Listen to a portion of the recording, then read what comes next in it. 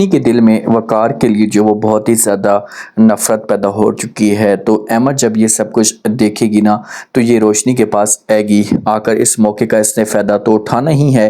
तो ये आकर बात करेगी, इससे बोलेगी कि हाँ, मैं ये चीज़ें आपको कहती थी, जैसे ये चीज़ें मैं आपको बार बार कहती थी कि वो आपके साथ कभी भी मुखलिस नहीं है और ना ही उसे किसी किस्म की कोई दिलचस्पी है, लेकिन उस वक़्त भी आपने मेरी कोई बात नहीं मानी थी।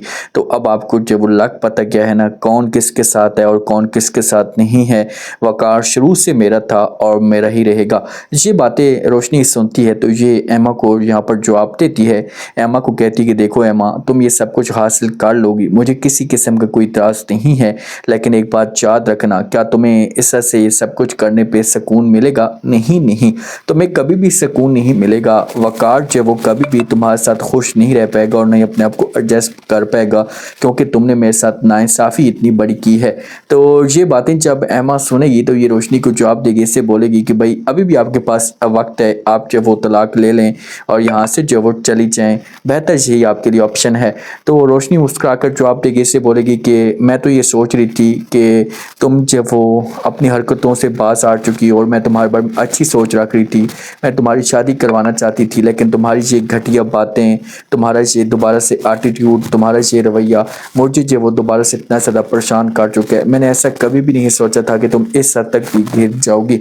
जो वक़ार होता है ना, वक़ार अब परेशान सा होता है। फ़मीना इसके पास आती है, इसको समझाने की कोशिश करती है, इसको कहती है कि भाई मुझे ये बताओ कि तुमने अभी तक क्या हासिल किया है। सब कुछ बेहतर हो रहा था, मैं बार बार जो आपको समझाने की कोशिश करी थी, मैंने रोशनी को भी समझाया, मैंने सबके साथ बात की कि भाई यहाँ पर जो हम नहीं रखते इसे इस घर से निकाल देते हैं, लेकिन आप लोगों ने मेरी कोई बात नहीं मानी। आप ये बताओ कि क्या मुँह में रह गए? क्या ये लड़की दोबारा से आप लोगों को जो वो सुकून के साथ रहने देगी? कभी भी नहीं रहने देगी। आप लोगों के पास यही अच्छा चांस है कि इस लड़की से जान छुड़वा दें। वक़ार जब ये बात सुनेगा तो ये फ़ौरन फ़मीना को जवाब देगा, इससे बोलेगा कि मुझे तो इस बात का एहसास हो चुका है अभी, और मैं अब जान भी छुड़वाना चाहता हूँ, लेकिन मुझे समझ नहीं आती कि अब मैं करूँ तो करूँ क्या। मुझे इस बात की परेशानी है क्योंकि मेरे साथ रोशनी बात नहीं करना चाहती।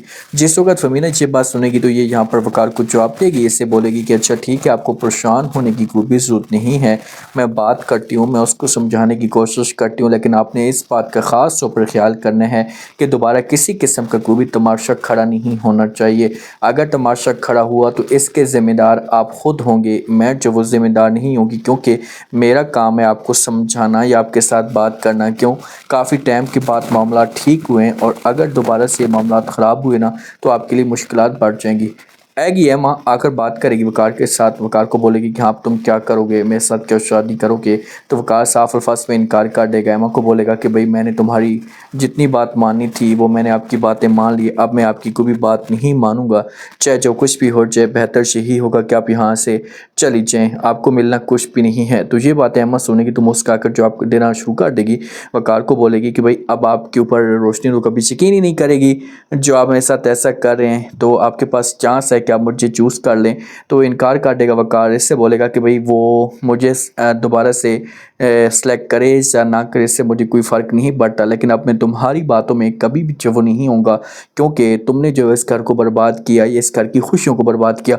तो एमा को गुस्सा चल जाएगा, क्योंकि वाजी भाई भी बड़ी मुश्किल से इसके कंट्रोल में आ चुके थे, हर चीज़ बेहतर हो चुकी थी। तो जब वाजी भाई को इस बात का, वाजी की तरफ से भी इसने हाथ जो वो पीछे कर लिए, तो वाजी को जब इस बात का पता चलेगा तो वो भी जो वो नाराज़ हो जाएगा। रोशनी नाराज़ होगी, वक़ार के साथ बात नहीं करेगी। वक़ार जो है ये रोशनी को समझाने की कोशिश करेगा, इसके सामने बार बार रिक्वेस्ट करेगा कि जो होना था वो तो हो चुका है, मुझे अपनी गलती का एहसास हो चुका है, मुझे जो भी सज़ा देना चाहती हैं दे दें, लेकिन आप प्लीज़ मेरे साथ ऐसा मत करें। आगे से जो रोशनी होगी ना, ये वक़ार को साफ अल्फाज में इनकार कर देगी कि भाई आपने जो कुछ किया है ना, मैं कभी भी अब आपको जो माफ़ नहीं करूँगी।